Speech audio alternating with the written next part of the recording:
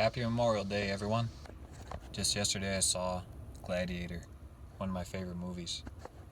If you haven't seen it, it starts out with a battle on the front lines to defeat the last of the opposition to the vast and great Roman Empire. It was all for the glory of Rome, men fighting for a cause greater than themselves. Or so they thought. At the conclusion of the battle, after the victory is won, the star of the show, General Maximus, is speaking with the aged and dying Caesar, Marcus Aurelius. The troubled Caesar wants to know that there is meaning behind his life, that there was a purpose behind all this war and bloodshed. He wants to know there is meaning behind his life besides the sword, which he brought in 16 out of the 20 years of his reign. The general informs him confidently, that is for the glory of the empire, sire. He goes on a little later to say that he will not believe that soldiers had fought and died for nothing, that he has seen much of the rest of the world, and is brutal, cruel, and dark. Rome is the light. The emperor responds, "Yet you had never been there. You have not seen what it has become," referring to its evil and corruption, which had infected everything. Then the rest of the movie goes on and follows the story of General Maximus, and how it restores Rome to her former glory. It's a moving, an inspirational production. I can't help but compare it to the America of today. We have brave men and women in our country, ones who have, and ones who do, dedicate their lives to the American dream. Soldiers who have fought and died for the freedoms we take for granted. And why do they fight? They fight because much of the world is brutal, cruel, and dark. America is great. America is the light.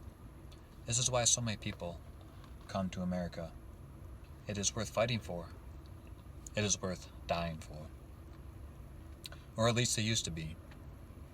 I wonder if it still is. Are the sacrifices of our patriots worth it? Or are we turning to Rome, wallowing in our moral filth, resulting in our inevitable collapse? Many of you know the answer to this. But there is hope. I see it in those who still believe and fight for our country. I see it in young people who have not bought the lies they are being taught.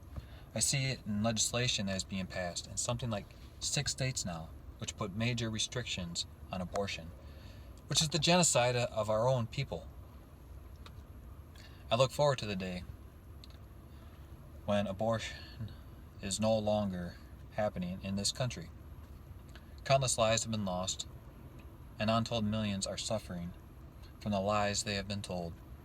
Everyone knows that that is a child, but they choose not to believe it. They have believed the lie that it is not. This is not the America that those long ago have fought for. They did not die for the children, so that they can use our freedom to kill our own people and live a life void of moral conduct. America can be better than this. We can be better. Thank you to all the veterans who fight for our freedoms. May your sacrifice not be in vain. In all this rambling of mine, I ask you to remember this one truth. Righteousness exalts a nation, but sin is a disgrace to any people.